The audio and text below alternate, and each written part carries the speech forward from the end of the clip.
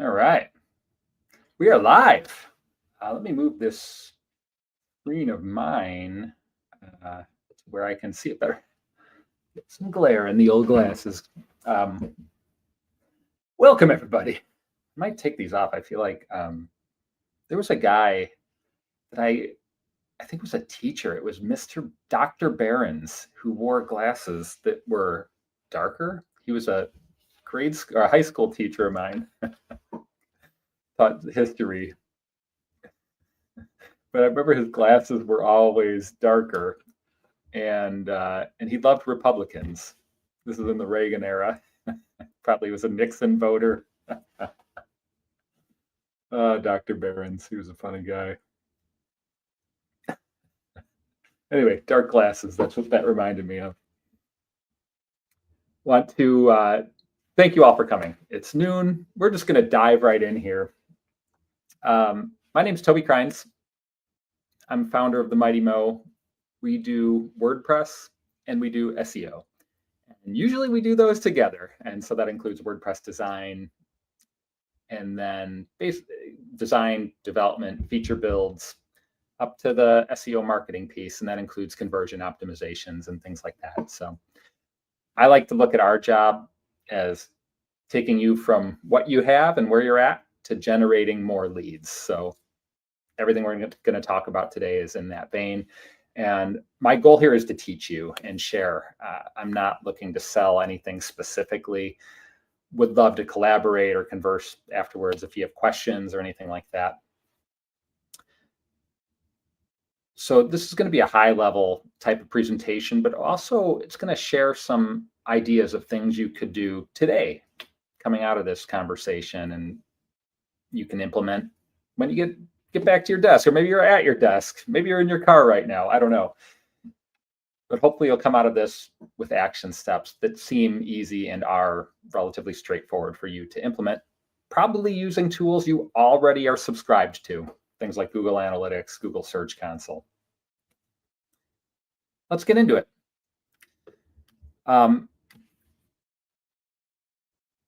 The challenge that I like to look at this in terms of a challenge. At the end of the day, the challenge is always sales. Whether you're a development person at a nonprofit, maybe you're a guitarist in a band, maybe you are responsible for leading a team of people and you're responsible for generating sales. The way I see businesses all run on money. It's no secret that we need money to survive. Whatever your cause is, you need the money. So this session is going to get you to hopefully on track to doing more of that so you can do the great work you're doing. And so a lot of times I collaborate with people who have already invested a lot of time and money, and we'll call it blood and treasure. That's what old school people call it. You've already invested that into your marketing efforts and your sales efforts and in your lead generation efforts. And I always think the world is changing every day. This is, at least in modern history, let's say since 1900, the people who are nimble are going to survive in this today and every day. So whether there's AI or before AI, the equation is the same. The people who learn and are nimble and go for it are going to be the ones who win the day when it comes to marketing and sales. And AI, just a high level primer. I led a session, I think it was last week, about how AI is impacting SEO. And at a high level, the game is very different. And the more it changes, the more it stays the same. The conversation, the questions are very different at a low level when you get into the nuts and bolts and tactics, but at a high level, it's just how do we get in front of people? So that's the objective here. You've already invested potentially in a lot of time and money, getting some visibility. Maybe that's worked, maybe it hasn't.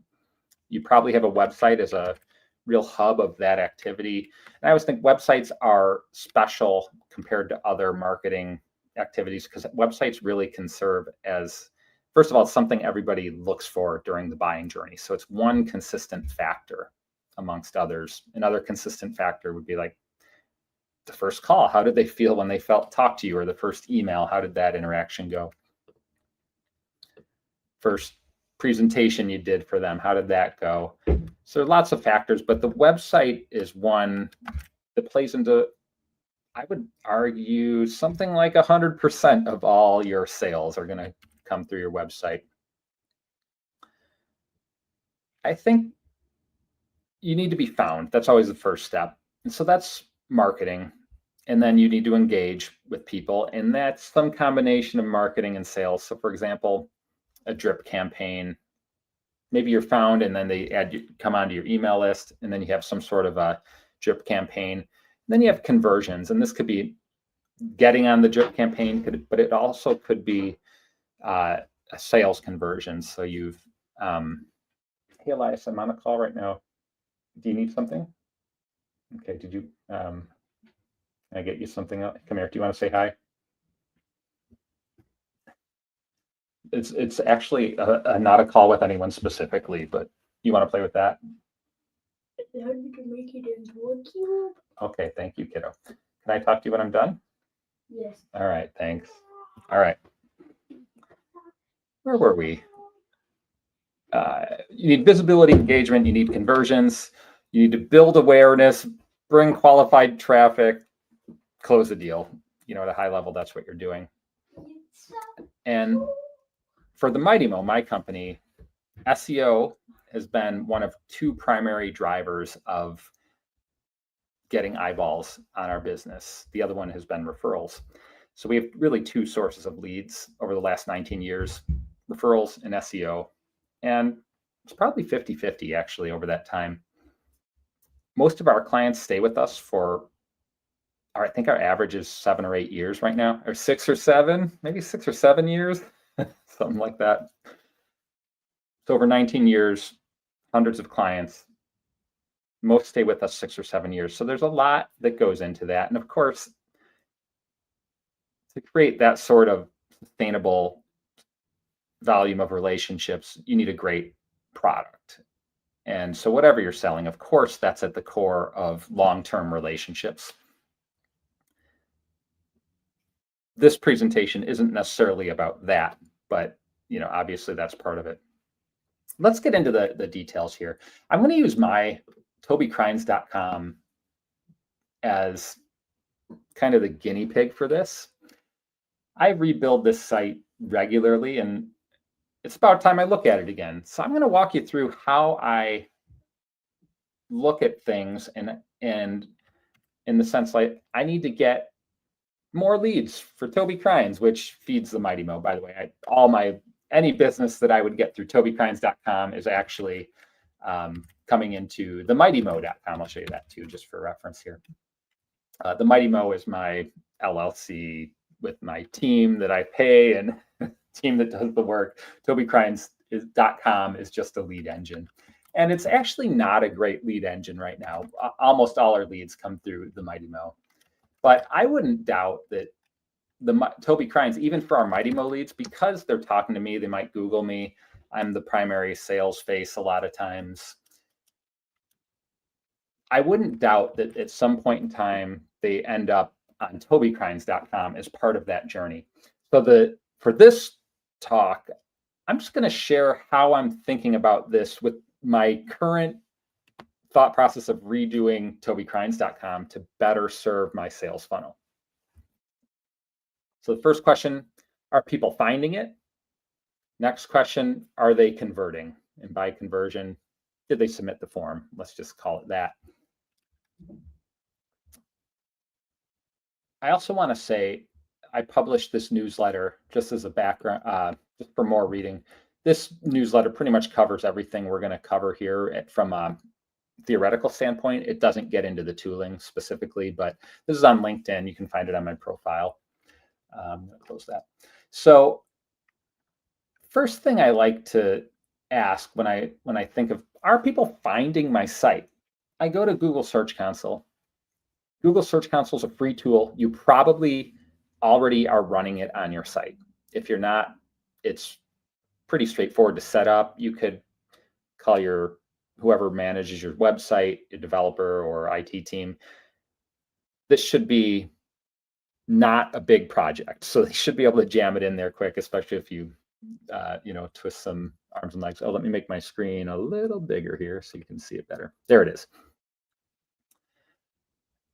So this is Google Search Console. I'm looking at tobycrines.com because, again, I'm making an assumption that people are landing on tobycrines.com and then going to the Mighty Mo or vice versa. And so my goal is to make this a more higher lead generating, better at closing the deal. That's what I want. So my first question, is it being found? First place I go is, let's go to Google Search Console first, but I also have Google Analytics. And these both give you different facets of how people are interacting with you, how people are finding you. I like to start with Google Search Console because it's Google specific, and Google is still, even in this age of AI, Google is still the dominant force in search. Google controls the search on iPhone devices, Apple devices. It controls the search in all the Chrome browsers. It controls the search in Firefox. It controls the search in Safari. So the only search it doesn't control is if somebody goes to ChatGPT, Perplexity, something like that, or maybe Bing on some Microsoft devices, but it's a relatively small percentage. So Google's still the dominant force. So I like to use Google Search Console as one data source. So the first thing I'll do, I'll go to my domain here, click on Overview. And already you're seeing there's some stuff happening. There's a chart. So immediately you go, okay, that's web search clicks. And then down here, it's actually giving me a recommendation, which I can review later. But I might want to add property. And then to indexing here, and we can view that report. But you can see there's 536 pages. I'm going to zoom in for you. 536 pages are not indexed. 74 pages are indexed. And right now, we're not going to go into the specifics of that. I have a couple other webinars on LinkedIn about that sort of thing specifically. So right now, I'm just looking to see if we're getting visits. So we know that 74 pages are indexed. We know there were 24 clicks from Google searches, and that's in the last 3 months, it looks like. September, October, November. Yeah, 3 months, 20 total clicks. I'm going to go to full report next. And again, I'm just right now confirming assumptions. I just want to make sure I'm being found by the right types of people. Now, this is where it gets a little interesting. If I sort by clicks here, and we're looking at the 3-month view. So at a minimum, this site appeared in over 3,000 Google.com searches in the last 3 months. So we know there's some visibility. And then the next thing I'll look at is the queries and say, are these the types of queries that I want to be found for? And this is a fun part of my job, actually. Like, you'd be really surprised you might be very surprised at what your site is primarily ranking for. I'm going to zoom in here so you can see some of these. So again, I sell WordPress, I sell SEO. In my top queries, there is one WordPress thing, there's my name, but then level 10, level 10, level 10, L10, then we have another WordPress, level 10, another WordPress, level 10, EOS, level 10, level 10, EOS, traction, L10, EOS, traction, those are all the same thing. I have one page on my site that gets a ton of traffic for this, and I built it years ago, and it doesn't really support my business bottom line at a high level, but it's interesting that. So the first thing I'm doing is just kind of looking here, and I'm thinking, like, am I ranking for the right stuff? So for now, I'm going to kind of ignore that. Now, that could be a problem. Like, we could be diluting Google's view of my site. We won't get into that on this webinar. That's more of a very technical conversation. However, people are searching for WordPress classes. Interestingly enough, I no longer offer WordPress classes, so that's interesting. And I'm going to Google WordPress classes here. I'm going to search for the Mighty Mo and see where I show up. I'm not on page 2, and then if I'm not on page 3, it means I'm further down. So that means those WordPress classes searches are page 4 or beyond, most likely. And you can see there's only 6 impressions. So let's sort by impressions now. Migrate website to WordPress. So one thing I'm curious about when I view that is, I'm going to search for it here, but let's see if I show up. And by the way, now we're getting AI results here. So I'm now just kind of curious, am I showing up in an AI result? And it doesn't appear that I'm like an obvious answer here. But I'm here somewhere. That much we know, because I had 192 impressions over the last 3 months. So that's not a ton of impressions, but it's also maybe not a hugely visible keyword. So maybe it's okay. But what that tells me is, so I don't even do that type of work. So I probably, for now, I'm just going to ignore that. But let's keep going here. I'm going to search for WordPress. There's another WordPress classes, Minneapolis, moving to WordPress. This is interesting for me because we do move a lot of people to WordPress from other platforms. I'm really looking for keywords that make sense. How about Minneapolis WordPress? That's interesting. Plugins development in WordPress, WordPress classes. So I could look at this and actually, especially if you're a small business or freelancer, you could look at this data and say, maybe I should offer WordPress classes. Lots of people are finding me for that. I don't even sell that. So it's something for you to consider. Now, I don't do that, so I'm not looking specifically for that, but I like this idea. There's another one for migration to WordPress. Let's do moving to WordPress. So I had 43 impressions. So that's interesting. So what I'm going to do is go Google that. And because again, we do help people move to WordPress. And I'm not seeing us in the initial results here. It's possible we're buried somewhere. But that's interesting. So I'm just going to kind of store that in my head now. Let's go over to Google Analytics. Now, Google Search Console tracks everything until they reach your site. So it tracks what people search on google.com. Google Analytics tracks everything once they get to your site. I shouldn't say everything, but it tracks a lot of stuff. What I like to do first is go to Reports, Engagement, Pages and Screens, and you'll see something like this. And then I'll sort by views initially. So this is the last 90 days, tobycrines.com, Google Analytics. These are the most visited pages according to Google Analytics.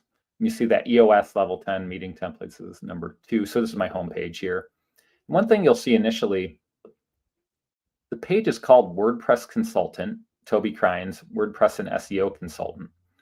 So there's some duplicative stuff there that I might want to clean up in my page title.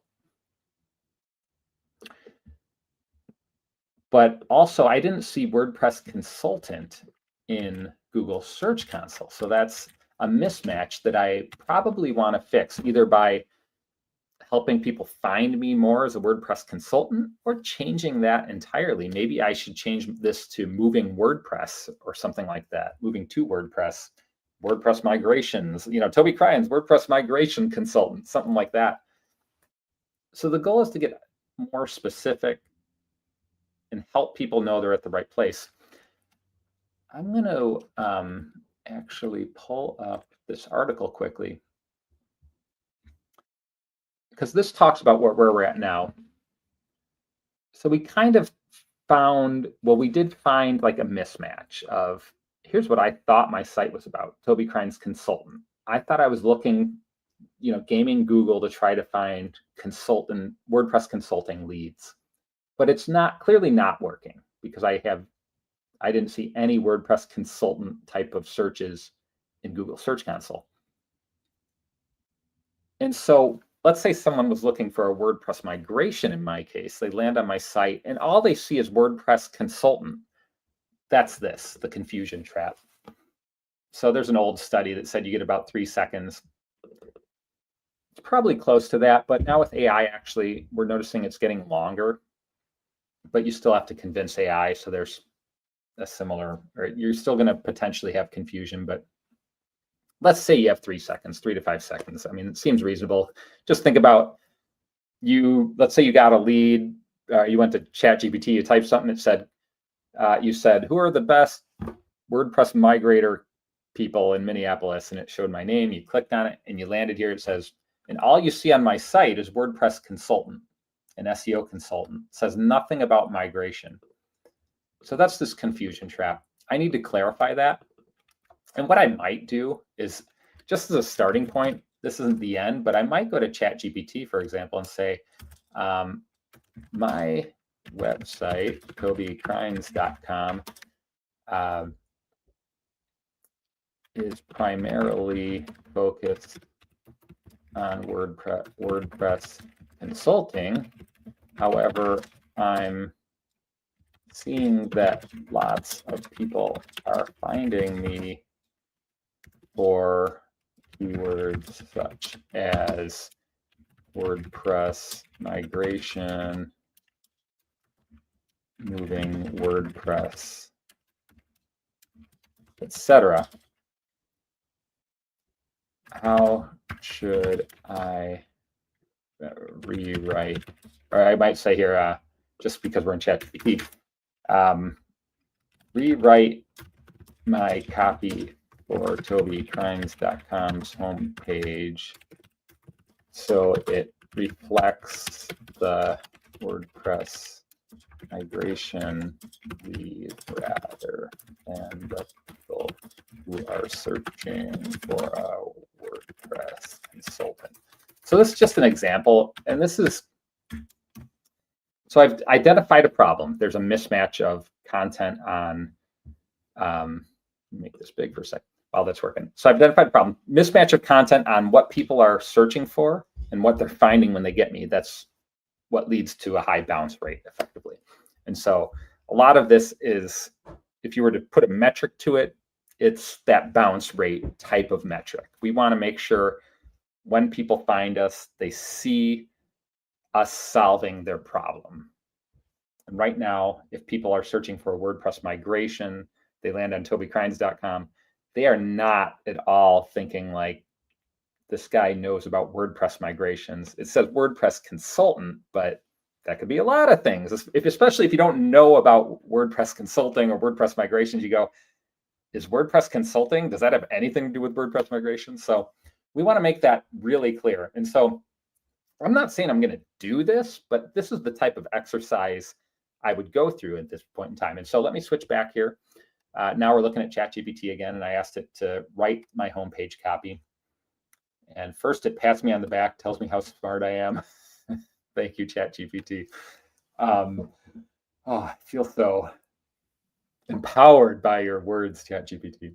And then it wrote my copy, WordPress migration made simple. So this is just an idea. If I wanted to pursue this, and I might, it's interesting. I might even do it as an experiment because it's interesting to me. And I might do this, track the data. I might update my homepage, track the data, see if I get more conversions to the Mighty Mo from it. We'll see. But you can see it's kind of writing all your sections, blah, blah, blah. Has your call to action, request a free migration quote, and about me. So the confusion trap is solved by that. And then the trust gap as well. And the idea is, once you figure out, and this is where SEO content strategy comes in. Again, that's not really the focus of this. This talk kind of assumes that you have your SEO content strategy at least on the way to being done, or in progress. The trust gap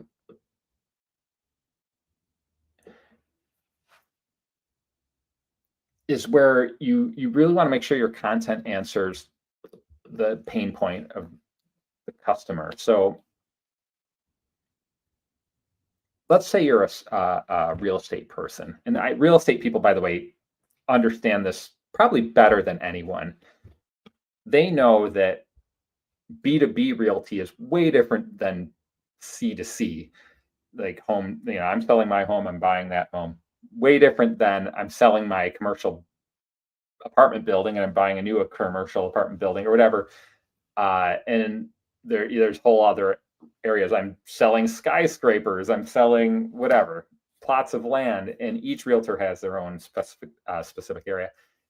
They actually generally do a really good job of this. It's very rare that you would land on a realtor's homepage and not immediately understand what they do. However, I do notice that people who rent realty have a real problem with this trust gap and confusion trap. So when we talk about trust gap, we're talking about adding content that builds trust. So we're talking things like adding faces, adding your service offerings, adding a story, testimonials, results, client logos, etc. And so you've cured your confusion trap, you've identified and cured your trust gap, and now we're on to the call to nothing. And so let's go back to Toby Crines. The confusion gap is present. However, I've really worked hard to address the trust gap. This is my big face here. I got to thank Nick Askew for the photo. I don't know if you like it, but I like it. It's huge here. I wonder if it looks different. I think when I squeeze my page, it looks a little better. Let's see here. Oh yeah, way better. So, but it's huge on this widescreen. Love it. So I'm addressing the trust gap here. So let's say I addressed the confusion gap. Now I'm addressing trust. I got my face. So you're going to work with me. If you work with the Mighty Mo, generally you're working with me. I'm involved in all of our project, all of our customer relationships, and a lot of our projects actually. And I'm definitely deeply involved even behind the scenes on our projects. So this is accurate. If you hire me, you're going to work with me. Also, we're building trust by logos. So we say we work with big brands, hundreds of local businesses, blah, blah, blah. Here's me talking at an event. Again, building trust with, been doing this, Mighty Mo exists for 19 years, but I've been doing this longer than that. Hey, Elias, are you done with that? Okay. Yeah, pretty cool, huh? Oh, we should show them this. So we have this new GUI square. That's what Elias was playing with. Fun. Oh, it has cat hair on it. Awesome. Love to wash it. Another piece of the trust equation is, does your website does it look like a site that is trustworthy? And this varies greatly by organization and business type. And so if you're a creative agency, the bar for trust is going to be something. You're probably going to have examples of really neat projects you've worked on. It's going to have creative types of companies as your clients. We do a lot of kind of, I want to say institutional work. It's more companies that really need to achieve trust, but their trust is long-term. And so you can see like General Mills, United Way, Lavender, Lumi, University of Minnesota. These are organizations that they want, what I'm trying to communicate to them is like, you can count on us to be here. We're not trying to wow them with crazy visuals and talent at animations, because they aren't looking for that, generally speaking. I don't want to say always, because General Mills has some really creative sites out there for specific products, but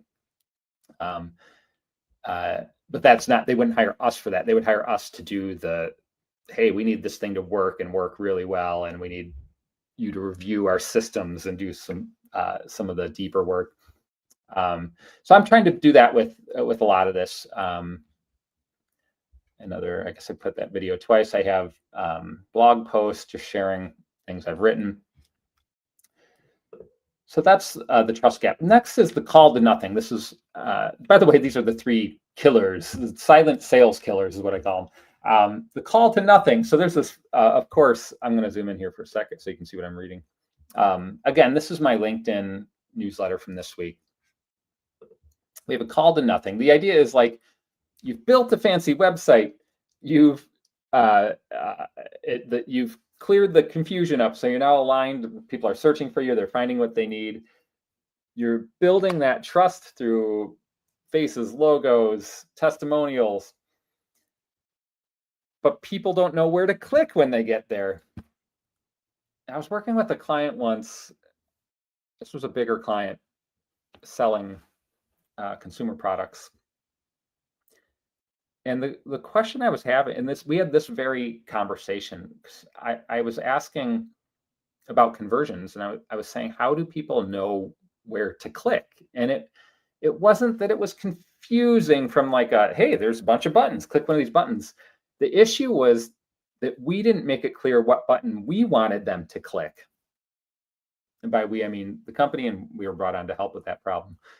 And so we started tracking conversions, and there are tools for this. For example, Hotjar is a very popular one. They're pretty affordable. You can track user behavior on your site. How far down are they scrolling? That sort of stuff. And again, all that stuff comes after you've aligned your messaging with SEO and marketing. You've built the trust. Now you help them click where you need them to click. And so I always ask, what's the one thing you want your visitor to do?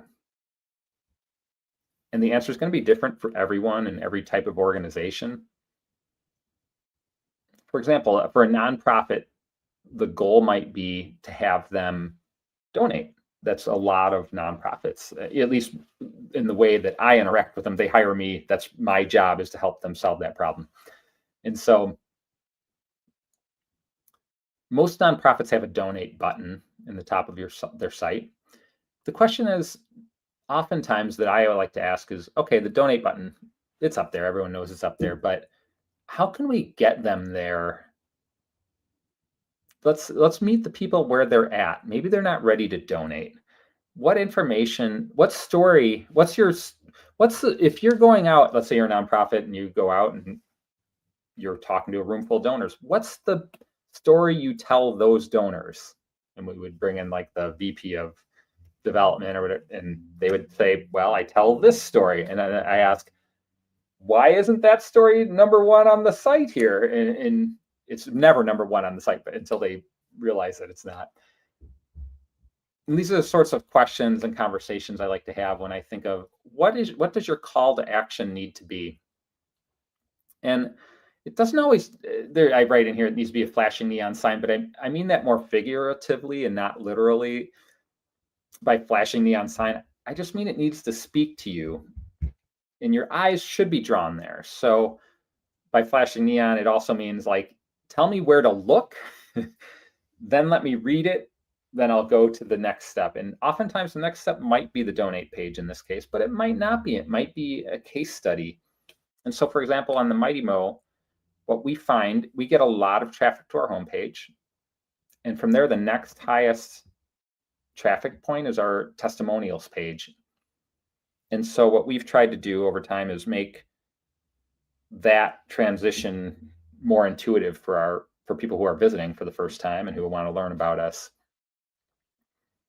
So we've actually, just this year, we rebuilt our entire testimonials page specifically because we saw that flow. And by the way, you can see that flow in Google Analytics. I want to say, let's see if I can find it here. I might need, I can't remember how to get that flow. I'm sure one of you knows how, but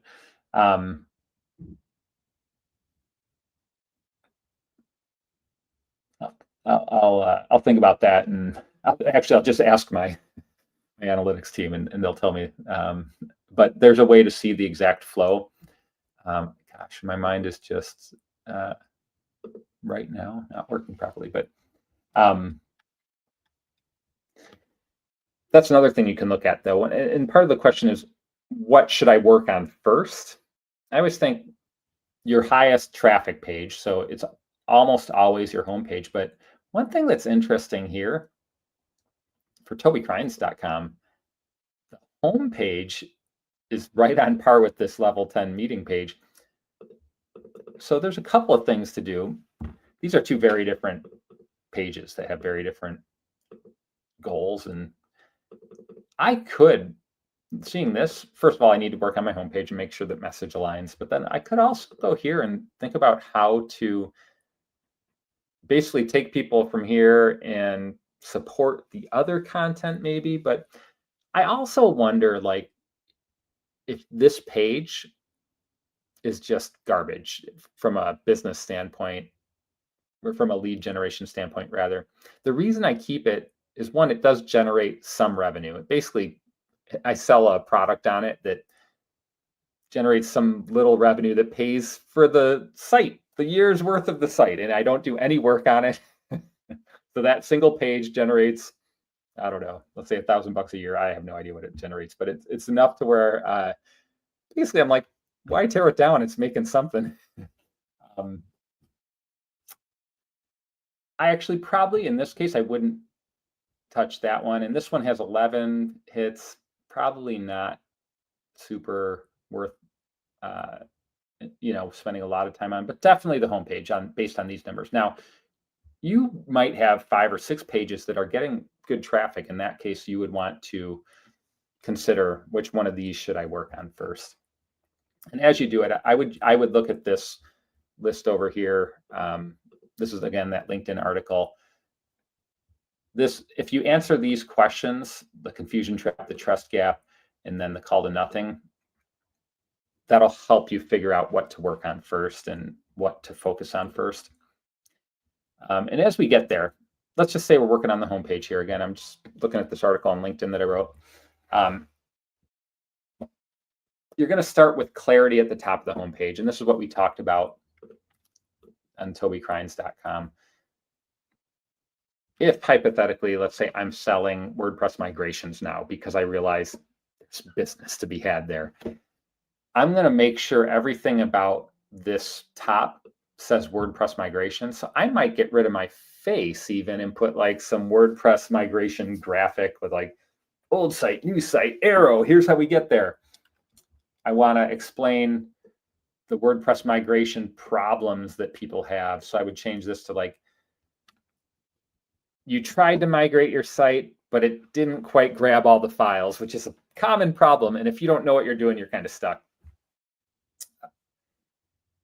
So I would update this copy there, but I'm initially, if I have like one day and I'm trying to figure it out, I'm just focusing on this very top and maybe this.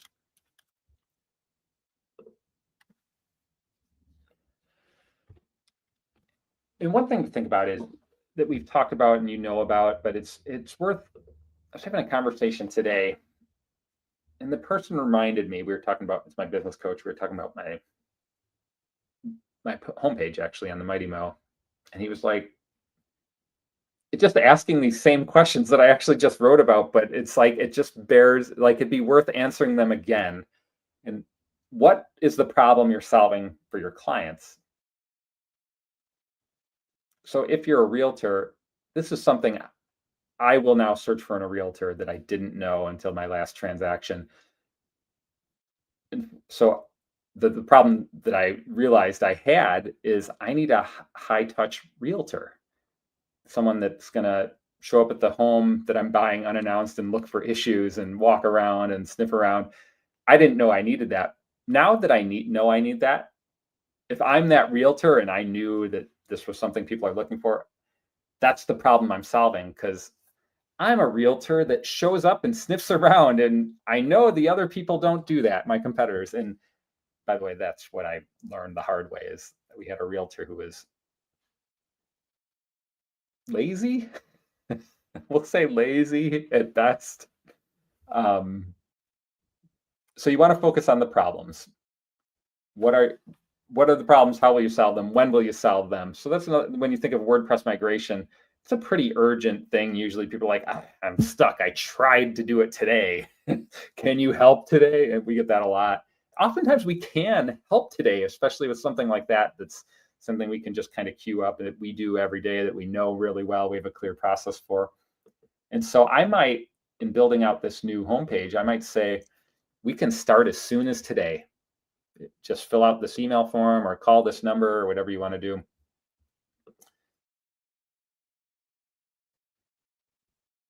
So high level, that's what we're doing here.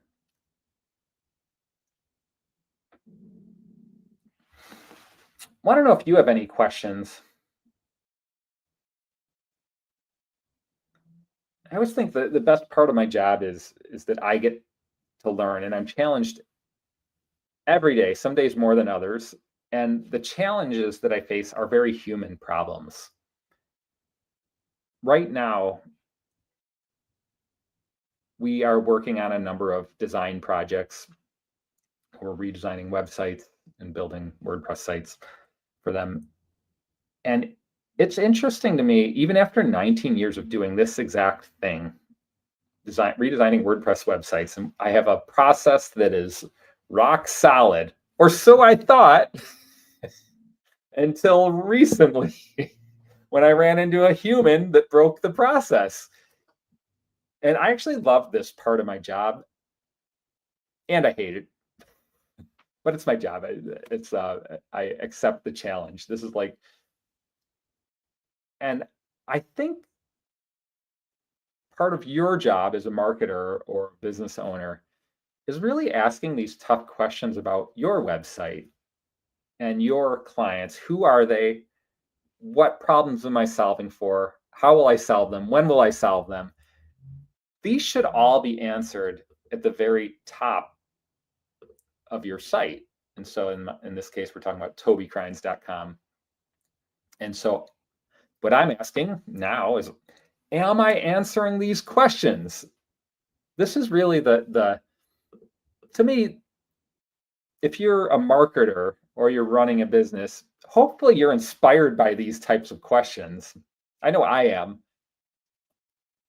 because this is really what it's all about. You know your customers better than anyone. You know your clients better than anyone, your donors, whoever your leads are, you know them better than anyone. And even if you were to hire us to do your SEO and all that, our job is basically, we have processes that help you answer these questions. Who are your customers? What are their pain points? How will you solve their pain points? When will you solve them? That's it. Simple, right? Thanks for joining me. That's all I got for today. DM me, ask questions. You can comment on this video. Would love to hear them.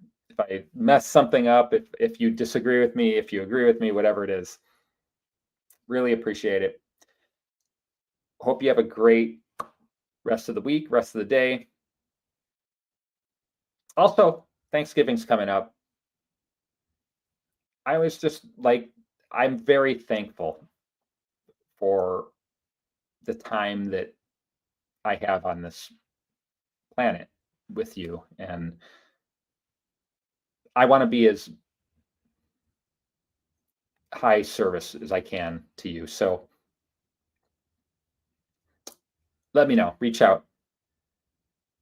Feeling depressed, reach out. If you need an SEO, reach out. I want you to know I'm here for you. There are lots of other people here for you. Thanks again. Goodbye.